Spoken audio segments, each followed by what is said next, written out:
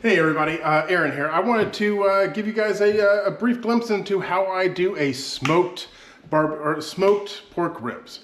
Now there's a lot of different ways of doing it. I'm doing it smoked ribs. You do not have to smoke it on a smoker. You can do ribs all kinds of things in all kinds of ways. A lot of people cook it on a smoker. That's the obvious. But you can do it on a propane grill, charcoal grill. You can do it on a green egg. You can do it in your oven. Lots of different ways of cooking ribs, and I'll show you different variations as we're going through.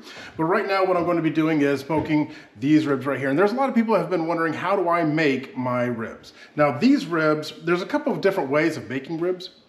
What I've been doing is, this is the way of, we'll call it a sweet and tender ribs. This isn't the barbecue, the sticky, I call them sticky ribs. This isn't the sticky ribs where you have to have a wipe over there and as you're eating it and you get barbecue sauce all over your hands and your mouth and everything.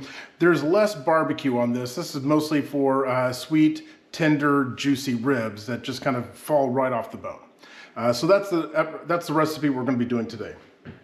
Now, the first thing that you're going to do is when you take out your ribs out of usually in some kind of vacuum packed bag, you take them out. A lot of people don't rinse them. I rinse them. I wash all my meat off. I never really know the kind of butcher or the place that prepared these ribs, so I just do a nice clean rinse. So I've already taken these ribs out. I've done a nice clean rinse. You can see it's nice and wet.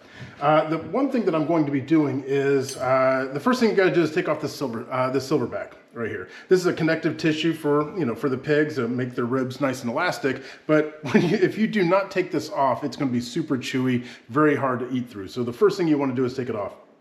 I use a fork.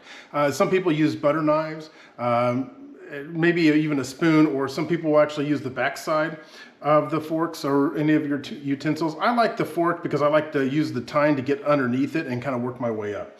So I use a tine to try, or a fork to try and pull it up, and then using some paper towels so you can get a nice grip. It's a little bit slippery, so paper towels give you a nice grip on that as you're pulling it off. So it doesn't matter which side you're on. You can see this is the silverback right here. It doesn't really matter which side you start on. I like starting on the wider side. You can see here that I'm kind of getting underneath that grip right there. I just do it a little bit. You don't want to puncture it because then you're making a hole and then it's going to be really hard to try and pull off. But I like to grab that and just kind of pull a little bit. Go over there and pull it. What you're trying to do is you're trying to give it just enough so that you have something to hold on to. Pull this back. You can kind of see that I'm pulling up that silver skin right there. Now I'm going to use the back side because I don't want to poke any holes in it and start working my way under it. You can see here now I'm pulling it off, right? So you just kind of use some strength and you start pulling it off the back side there. Now we have that silver skin right there, right? So I'm going to try and see if I can't get a little bit more back, kind of pull a little bit more. I want something to kind of grab onto with this paper towel here. There we go. This isn't always pretty. You'll see here I have a hole right there. I didn't make that, it was just already there. It's not always going to be pretty. Sometimes you just have to kind of grab it and kind of keep moving with it. Now I'm going to use my paper towel, get a nice grip on it, like so, and then start holding down your meat and then start pulling it back. Oh, you can see here that I just ripped it. All right, we're going to try this again. I still have some silver skin right here. Now, it also depends on the age of the pig when you first did it, right?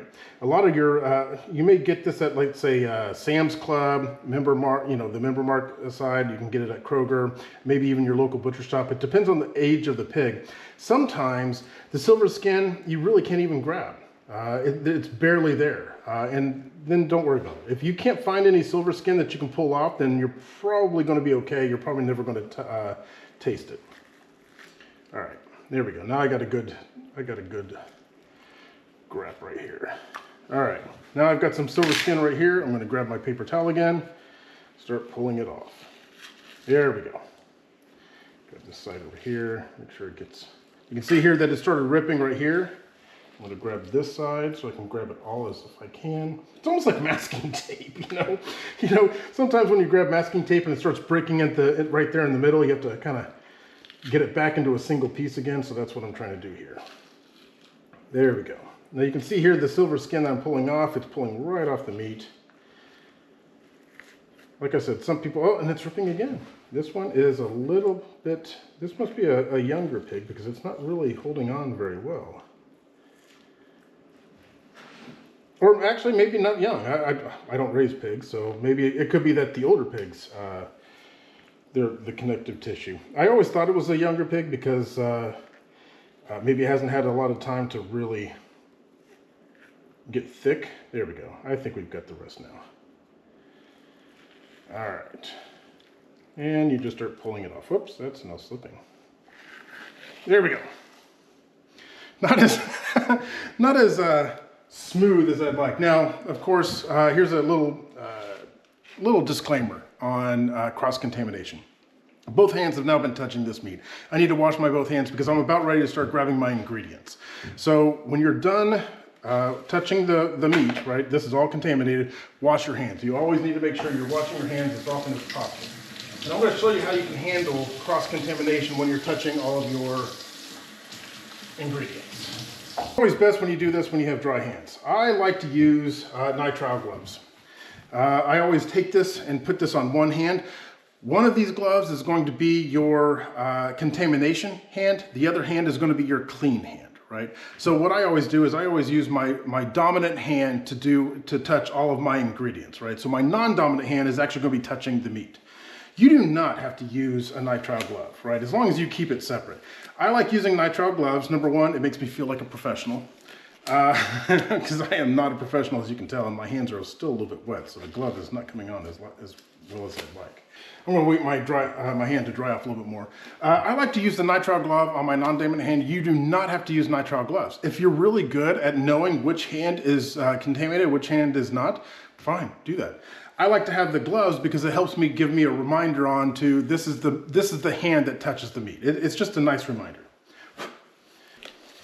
And to make you feel like a doctor, you just grab your hand, make a nice snap. Makes you feel important. Okay. Again, I like to use nitrile gloves because it reminds me which hand is actually touching the meat. Now, we need a binder. I like to use mustard. If you've never done any kind of ribs before, you're going to be really afraid of using mustard. You're like, how can that taste even remotely good? And I promise you, I have been doing this for years. You do not taste the mustard. It just evaporates out. I really have no idea the chemical process that happens when you cook this stuff, but you do not taste any of this. The reason why we're using mustard here is to make it a binder agent so that the rub that we're putting on the rib is going to stick to it. If you don't have mustard, you can use olive oil or any kind of oil if you want. But I like to use mustard. Now you'll notice that I'm using the mustard on my clean hand. Shake it up because we don't want all that mustard ooze coming out. And then you slowly just kind of put it on it. Now I'm using my dirty hand, my connected hand right here, and you just kind of get that mustard all over. The more covered it is, the better coverage you're going to get for your rub. Remember, you have meat everywhere, right? So I'm going to flip this over. You want to get the rub even on the backside because there's meat on the backside. You want to get it on the sides. You want to get it on the ends. You want to get that mustard everywhere. And you can see that I'm using like a little cooking pan to put this on. You can use, it doesn't really matter. You can use your countertop if it's clean. But anything clean, you can use foil, butcher paper. I'm going to put some on my hand here and get it on the side so we have something that the rub can attach to on the side. You can see here that even though it's looking like I'm really close to it, I'm really just kind of letting it fall on my glove because you do not want to touch that with this because this is going to be used for other things, hot dogs, whatever else. You don't want to have any kind of cross-contamination. All right. Now, flip this back over here. This is where we're going to do the rub. Now again, clean hand. You're going to use any kind of rub that you want. You taste it. What I love to do is whenever I'm buying a new rub, I'll just open it up, take on my little pinky there and taste it, and just see if you really like that as a rub. This rub right here that I'm using, it's J.M. Thompson's. It's called their Bourbon Barbecue Rub. I've really liked this. I've always liked sweet and smoky rubs. One of these days I'm going to start making my own rubs and maybe I'll show you guys how to do it. So what you do is you really just kind of sprinkle it.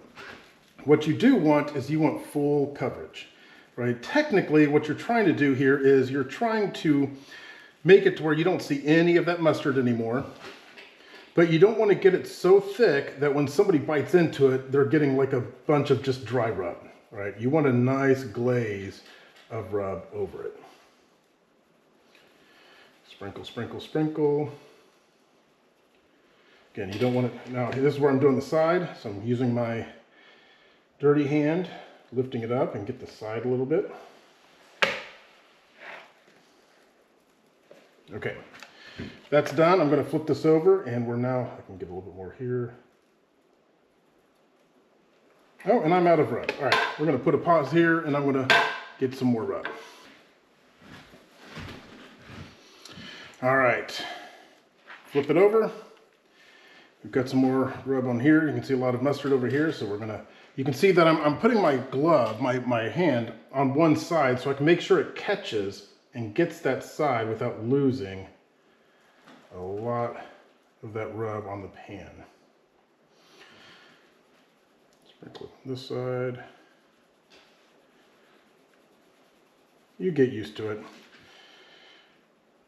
I'm still not perfect at doing this, but it seems to do a good enough job that people like.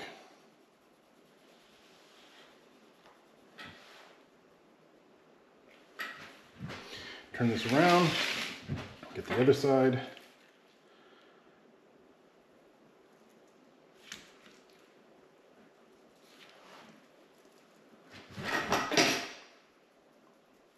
Still got some mustard over here.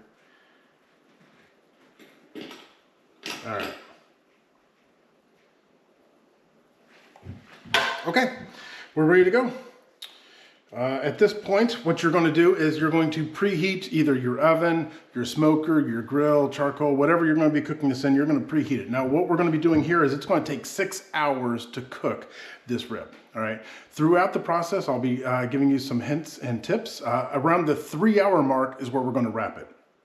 So go ahead and preheat your smoker, oven, whatever you're using to 225. So this is basically a low cooked rib, and it's going to cook at 225 for about 6 hours. I'm not going to say about. We're going to cook it for 6 hours, exactly 6 hours. It could be plus or minus. You may be in the pool, you may be cleaning. You can do whatever, right? But you're all going to want to check it occasionally. So when you put it in your cooking, you're going to initially put it bone side down. What I mean by bone side down is the bone is actually touching the grate, right? So it's going to be the curved side is up. The bottom bones is actually going to be sitting on it with the curved side up. What's going to happen is around the 3-hour mark, we're going to wrap it and we're going to flip it around to where the top is going to be on the bottom. Now, during out the process, we are going to be spraying it, right? So I do have a nice spray bottle here. What you're going to, you can use probably any spray bottle, but anything that really is food grade plastic, right? Which is this. If you use any of the water bottles or whatever else that you buy at like Home Depot, Lowe's, or any of your big name store brands, make sure that it's not an industrial. A lot of those are used for cleaners. What you want to do is make sure it's food grade. So what we're going to do is we're going to mix. This is our little spray. You mix about half and half. It really depends on your taste. I do about half and half. I do about half apple juice, half apple cider vinegar. And what happens is that you put this into your spray bottle, and about every 45 minutes to an hour or so, you just go around and you just kind of spritz it. And we're going to show you that. But the spritzing, it does a couple of things. Number one is it keeps the moisture in there. It keeps the top from getting too dried out. And it also gives, if you're in a smoker, it also gives a lot of that smoke to attach to, right? It just makes it a lot easier to attach to. If you're doing this in an oven, but you still want the smoky flavor to it, you can buy some liquid smoke. It does not take a lot. This stuff is very concentrated. But what you can do is inside of your bottle, when you make your apple cider vinegar and your apple juice mix here, that you're going to be spritzing every 45 minutes, if you put in a few drops of the liquid smoke, then you can get that liquid, that smoky flavor to it. And this is the hickory liquid smoke. All right, we're going to go ahead and put this into, I'll probably, you know what, I'm going to put a little bit more rub on this because we got some bare spots here.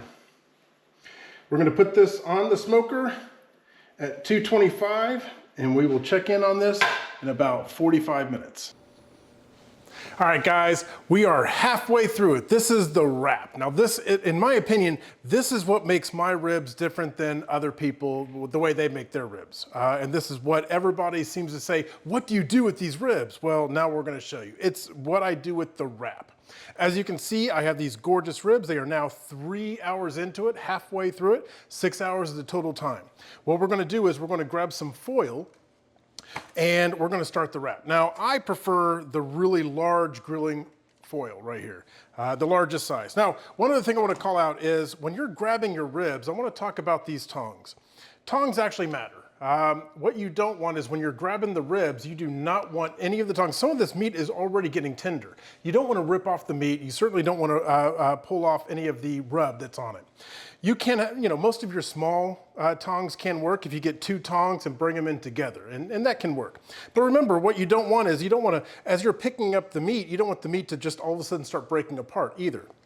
These are grilling tongs. If you don't have any grilling tongs, I highly recommend you getting them. They're really long so that you can get behind the grill, right? And be able to, grab something so you're not burning it. But these are really great for ribs because when your ribs are boned down, you can actually get underneath those ribs all the way through the whole width or the length of it and grab it so that you're basically supporting the whole ribs as you're pulling it out and the whole thing doesn't fall apart. So really useful to have some really long grilling tongs. All right, we're gonna grab some foil now. I'm gonna put this off to the side here for a second.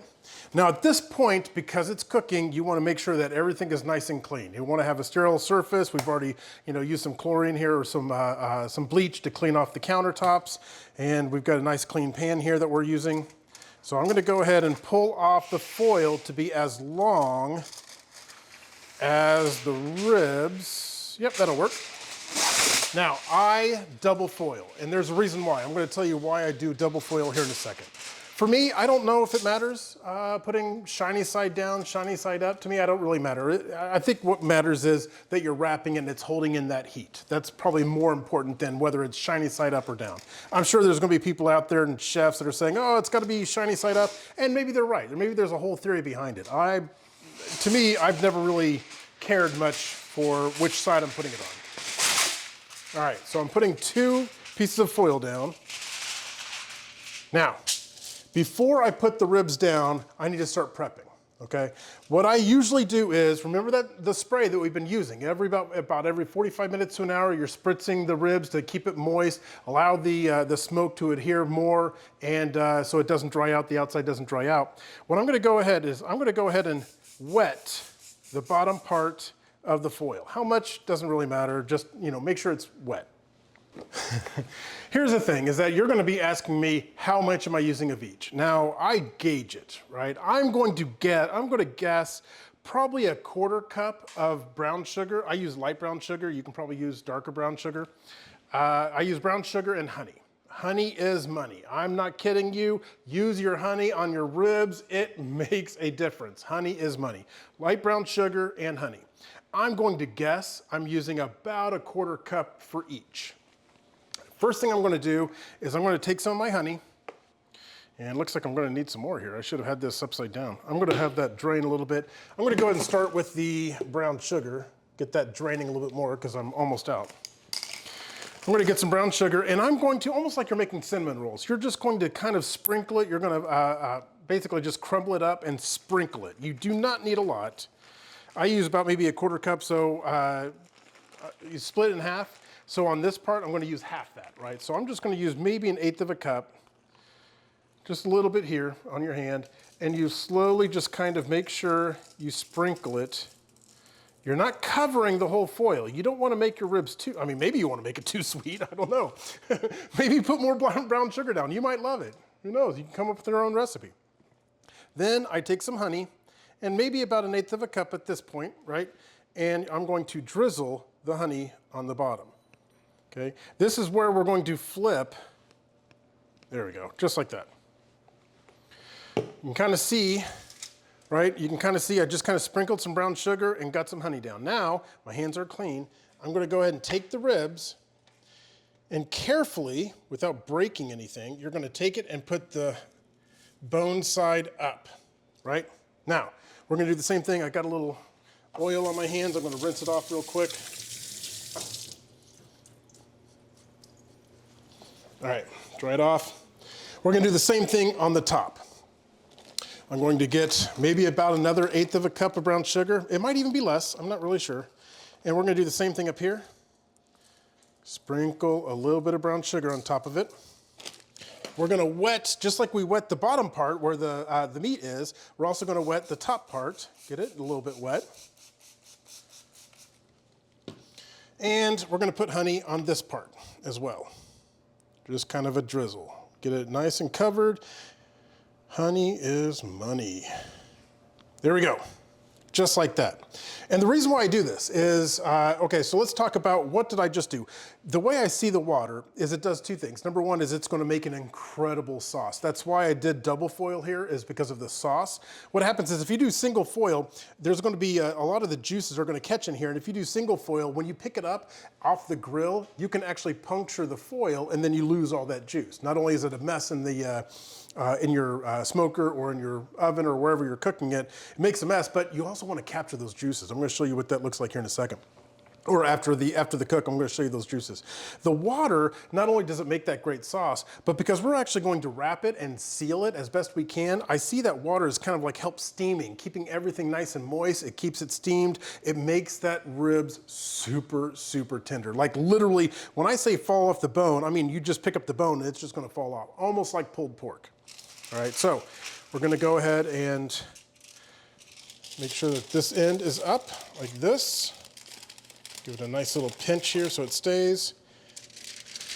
I'm trying to wrap it tight enough to where we're not losing any of the moisture that's coming from it, okay? I'm gonna tightly wrap it from this side, bring it down, wrap it around this end. I'm gonna take this side, bring it up. How tight you make it probably doesn't matter, but make it tight. Right? You want to make it semi-tight. All right, there we go. Give it a nice pinch here so that doesn't fall apart. Fold over this end so it doesn't fall apart. There we go. You don't have ribs to go in for another 3 more hours. At this point, it's almost a set it and forget it. As long as you're maintaining the 225, in about 3 hours, we're gonna open this up and show you how much of it's falling off the bone. It's sweet, it's tender. You still have that barbecue flavor because of the rub we put on it, but this isn't the sticky barbecue that you usually get on your ribs. If you were to do sticky barbecue, let's go and talk about that. If you were gonna do sticky barbecue, after about 2 hours on the smoker, you're gonna wanna pull it off, take it out of the wrap, and then put your barbecue sauce back on it, and then put it back on the smoker for about that last hour. That's gonna make that barbecue sauce nice and sticky and really adhere to it and cook the rest of it. But we're not putting any barbecue sauce on it. This is just gonna be your sweet and tender ribs, so we're gonna keep it wrapped, cooking for another 3 hours. We'll see you in 3 hours. All right, welcome back. So in the magic of video, 3 hours turned into like 2 minutes. So we've got our lit ribs right here. I just took it out of the smoker. It's been resting for about 15 minutes right now. So what we're gonna do is we're gonna carefully open up, and this is the reason why I have, why I did the double folds. I'm gonna slowly open this up, and I'm going to drain out the juices for the ribs because believe me, those juices are gold right there. Look at that, look at that, look at that. You got you can already see the ribs already peeling out. See all these juices right here? That's what I'm trying to get a hold of. All right, so I'm going to try and open this up. See, that bone's already coming out, look at that. See how tender that is? All right, I got 2 juice boxes right here. I'm going to slowly drain those juices into one. Just like that.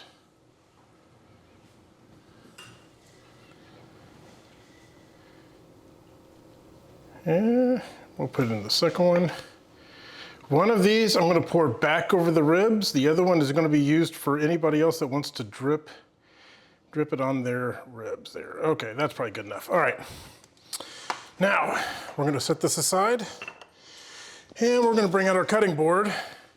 And we're going to carefully, I'm going to take off my gloves here. I'm going to carefully, the thing is with these ribs is that they are super tender right now. There is a couple of ways of going about doing this. You can first cut this initially and then put the pieces on there, but I am going to try and grab everything all at once. This is where these long tongs really come in. Careful now. Try and see if I can't pick this up, put it onto the cutting board, and we're going to slowly turn it. There we go, to give it that gorgeous, gorgeous look. Oh gosh, I love the look of that. Look at that, look at how juicy that is. That is so gorgeous. And then what I usually do is I'll take another set of this and just kind of run it right over it. Give it another set of juice right there. Does that not look amazing to you? All right, I'm gonna get another knife here. We're gonna slice off a small slab of this. We're gonna do the very tip. See, look at this. The knife does not matter, even if the knife is sharp. The pork is just melting away like that. Look at that. Just completely falls apart. Look at this. I didn't even have to pick it up. The bone just came out by itself. This is where the tender ribs come in. It's sweet. Oh. This is the sweet and tender ribs. Oh, I love this. It tastes so good. I don't know if I can make this any better. The only other variant, I mentioned this earlier, the only other variant you can do is instead of leaving it in for the full 3 hours in the wrap, do it for 2 hours, pull it out, put some barbecue sauce on top of it, and then put it in with no wrap back into the oven or to your smoker. The barbecue sauce will get nice and thick and sticky, and you can actually have that. But this is actually my favorite right here. I love this stuff. Let me know how you guys do. Tell me if you guys do anything different with these ribs. These are my favorite. This is what everybody seems to ask for. Take care.